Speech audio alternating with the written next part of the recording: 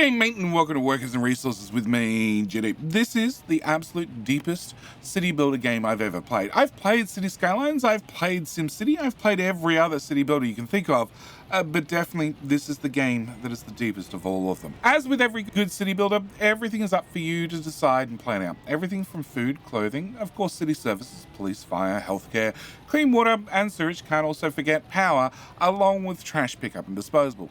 The game is built on a custom engine and it's also based in a communist country, so everybody lives in these high-rise apartments you see in front of you, and nobody has a white picket fence and 2.5 children along with a dog in the backyard, which means public transport is also your responsibility. It's 100% your responsibility to make sure that your workers get from where they live across to the places you need them to work, and to make sure you can make your republic work as you intended.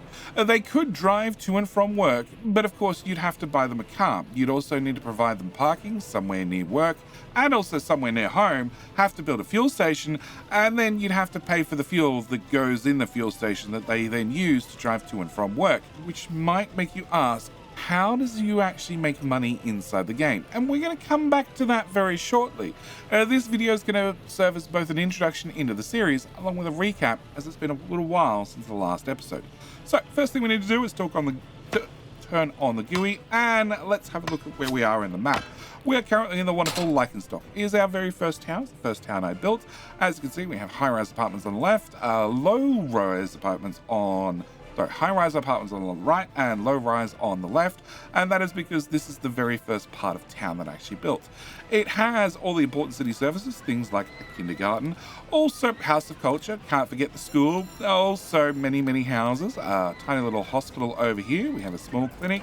We also have a courthouse that looks like it has way too many cases in it, so we might have a criminal problem, but that's okay, because we have a secret police to deal with that as well. Also, we have a giant police station, cinema, a place of dynamo and sports, because of course you need to take care of the sports needs as well.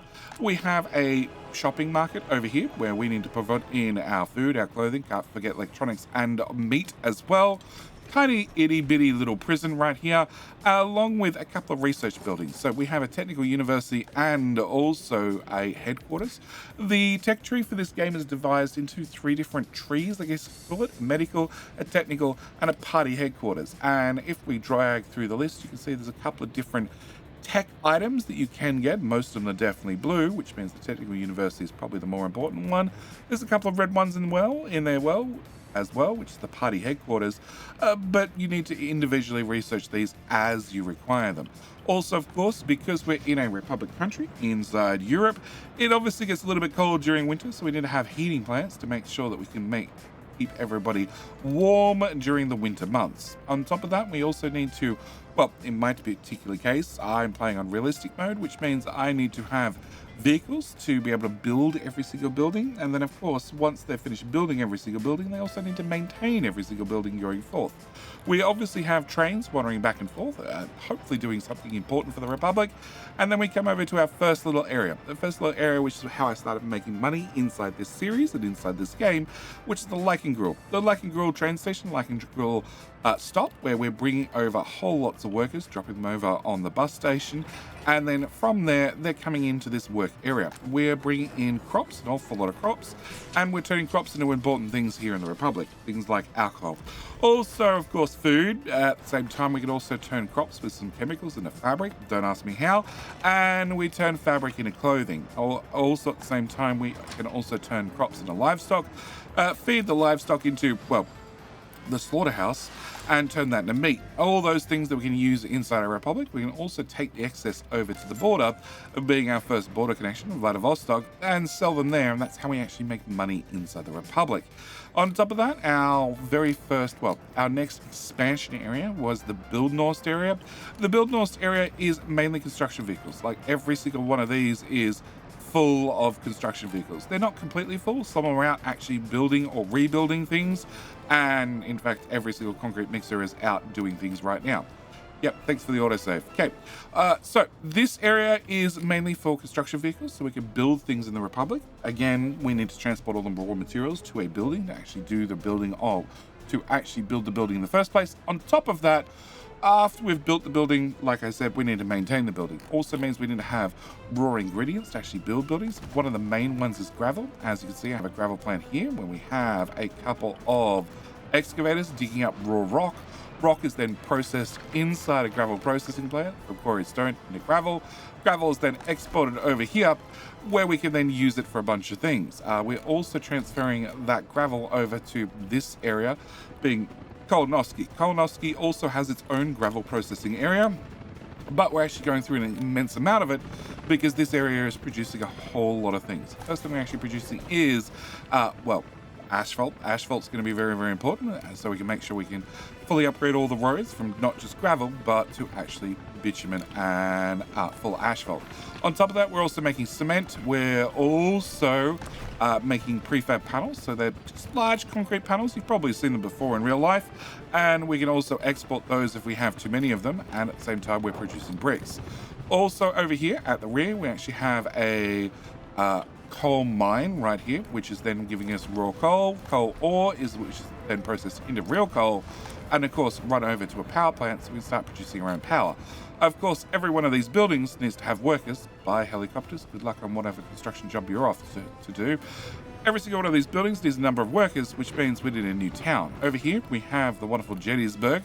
Gettysburg has a number of high-rise buildings, as you can see, has all the city services, also has a very large medical university over the back, and a giant city stadium, because why the hell not? And the other thing this city is definitely doing is taking care of our orphans, all the orphans from the Republic. There are definitely times where, maybe the secret police get a little bit overzealous, and that's okay, at least to an orphan or two, or maybe their parents just die off during a cold winter because they didn't take care of something. Anything is possible. But here in our second town, we're using a lot of the workers from here being shipped over on buses to be taken over to Kolonoski to do the work at Kolonoski. At the same time, we're also grabbing workers from this particular town by Build North to make sure that we have local workers for local construction jobs. From there, we moved on to our... I have no idea what you guys are waiting for. Oh, you're waiting for steel. Okay. Only load 3 helicopters at once. Probably need a little bit more steel. All right, over here, we moved on to our first big mega project, which was actually the vodka fruit farms.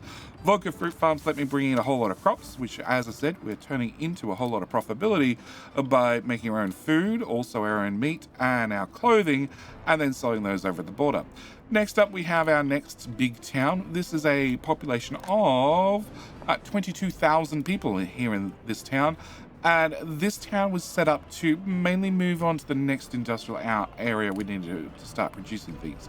It has everything from a very, very large hospital to a very, very large headquarters, which we're also using as a university to make sure we can have the smartest people here in the Republic. It has its own tiny little construction area, along with an actual scrapping yard, so we can take old vehicles that we're maybe have seen better days. They're 32 years old.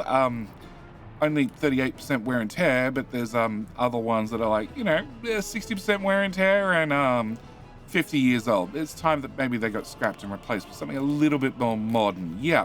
So we have our scrapping area. On top of that, we also have in this particular town, we have a metro. Metro is bringing in collecting a whole lot of workers and taking them through an underground metro off to work. We actually have 2 different metro routes here running in 2 different directions. Well, one is going to, over to this area where we're mining both iron and also mining coal, taking those materials and converting them into refined materials, whereupon we're running them into 2 different steel mills to make a whole bunch of steel. Some of that steel is being converted directly into mechanical components, which again store in a large warehouse for later use or selling for more money. At the same time, because we have coal here, we have 2 very, very large coal power plants that hopefully produce enough power for this area and other parts of the Republic. And then the other area where we're transporting workers to is over to here, which is... where's my signpost? St. Trashburg. Yep, St. Trashburg. St. Trashburg brings in and deals with all the waste here in the Republic as of this point, where we bring in mixed waste by the train load and run it into a separation plant. Separation plant is going to make sure that we get the different materials out of it. So if we have any construction waste, any metal scrap, any aluminium scrap or plastic waste, they're sorted out here before everything else is sent off to, well, the great incinerator. The great incinerator then turns everything into ash for us, where we have trucks, well, redistribute the ash into different ash piles so they can hopefully dissipate over time. The last thing we're doing is, once we have workers that have been brought through to here, they're also transferred over to our giant chemical plant. Our chemical plant turns gravel, oil, wood, and also more crops with a little bit of water, in fact an awful lot of water, into chemicals. Chemicals are again stored in a very, very large warehouse for later use. We use chemicals for all sorts of things here in the Republic, mainly clean water. Also, if we go back to lichen stock, it is used over here for, well, mixing with water to give us liquid fertilizer to run all our farms. We also have the other main use of our oil, which is turning oil into both fuel and bitumen. Also, we technically also have a power plant, yes, a gas-fired power plant, which is going to also burn off some oil to make a little bit of power. So, continuing through our tour of the Republic, if we go over to our next large area, we have a 1 farm and 2 farms. That brings us into our new little town, the Gulag Town. The Gulag Town was built for a couple of reasons. Mainly, we had a small prisoner problem. Yeah, so now we have the Gulag. It's up and running. It has a whole lot of prisoners, which we then put to work running a couple of things. First off, we have a meat production area because we have a whole lot of crops. We now have a dedicated area which turns crops into livestock, livestock into, well, livestock haul, into the slaughterhouse, into the fridge, and gives us a whole lot of meat. At the same time, we have the exact same over here.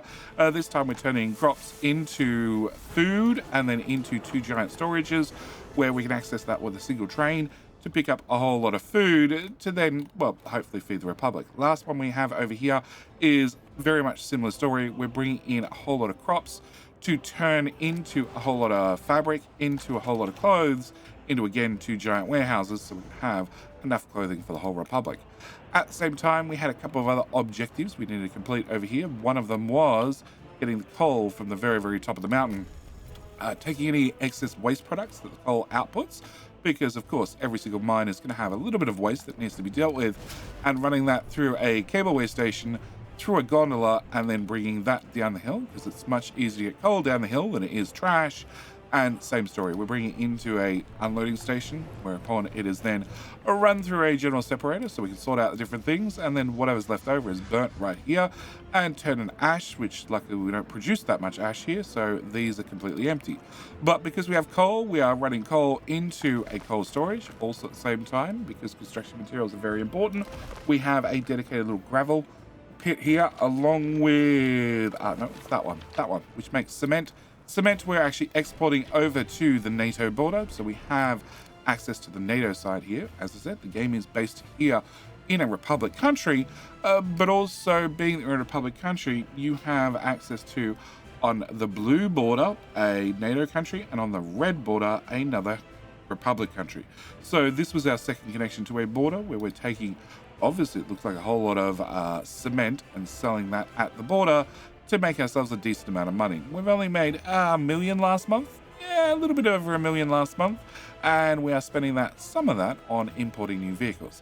As you can see, for our rubles, we have an awful lot of rubles, but that's okay. We will probably find some way to spend them as the game continues. As we have coal here, coal is also used for heating plants. So very, very important to keep people warm during the coldest parts of winter. The game does snow, which also means we need to deal with snow plows and all sorts of other things.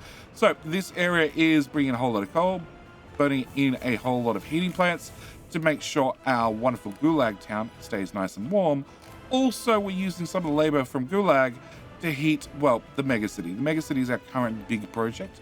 This particular part of the town that is built so far currently holds 22,000 people, and it's only half built. Yeah, we're currently building another skyscraper right here, which needs actually just a whole lot of people to show up on site. Yeah, and then probably have another one going in right beside it in the not too distant future to expand out the city. The idea of this city is it's 4 segments, all built identical or semi-identical to the next one, each holding about 10,000 people. So this town should give me about 40,000 people in total, all of them going through with one very, very large train station, loading up people, well, basically as quick as we can get the trains in and out of this station, to make sure we have labor to run everything we had over here. So all the meat, all the food, all the clothing. Also at the same time, we're bringing people over to, well, Constructor. Constructor was one of the previous projects we had.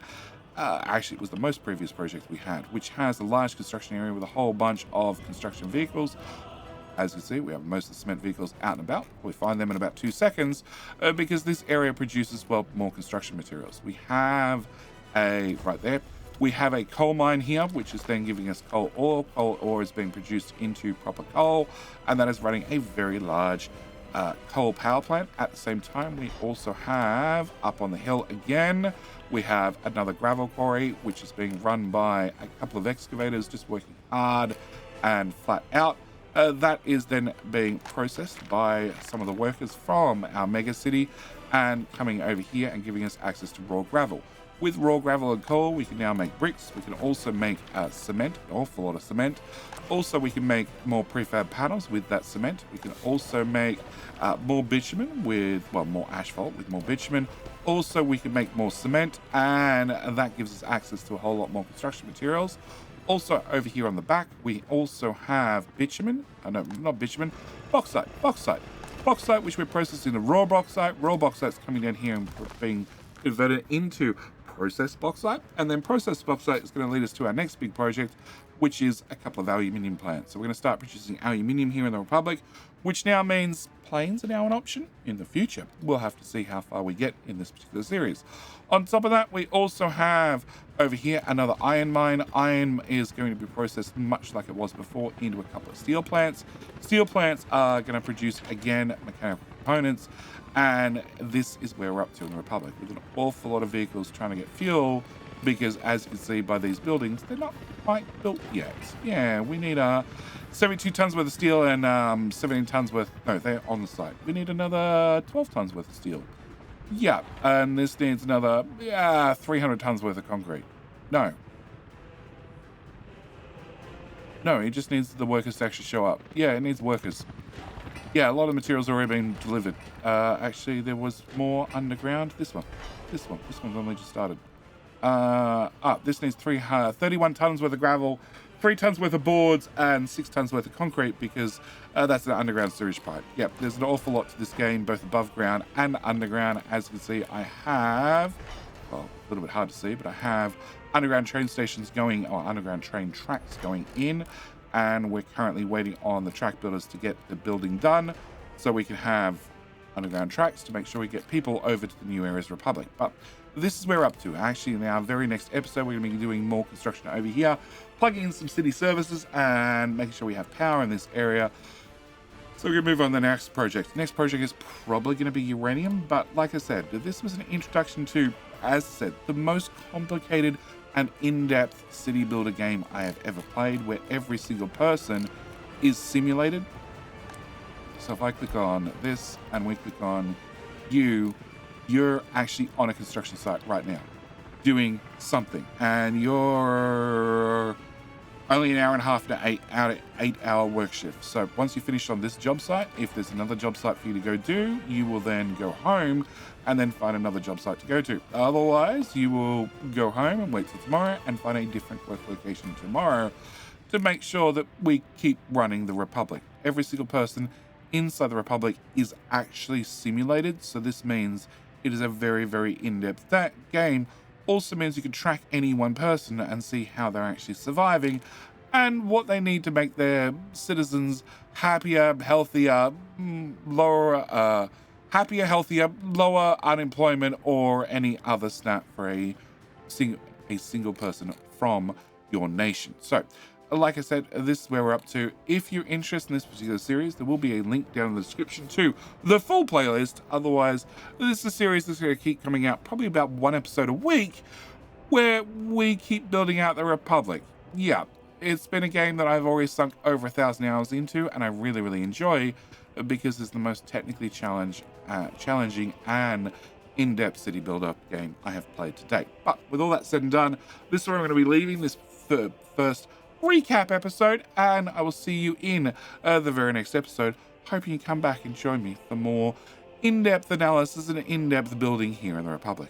Anyway, all that said and done, as always, thank you for watching. Hope you've enjoyed, and I'll see you in the very next video. All right, bye.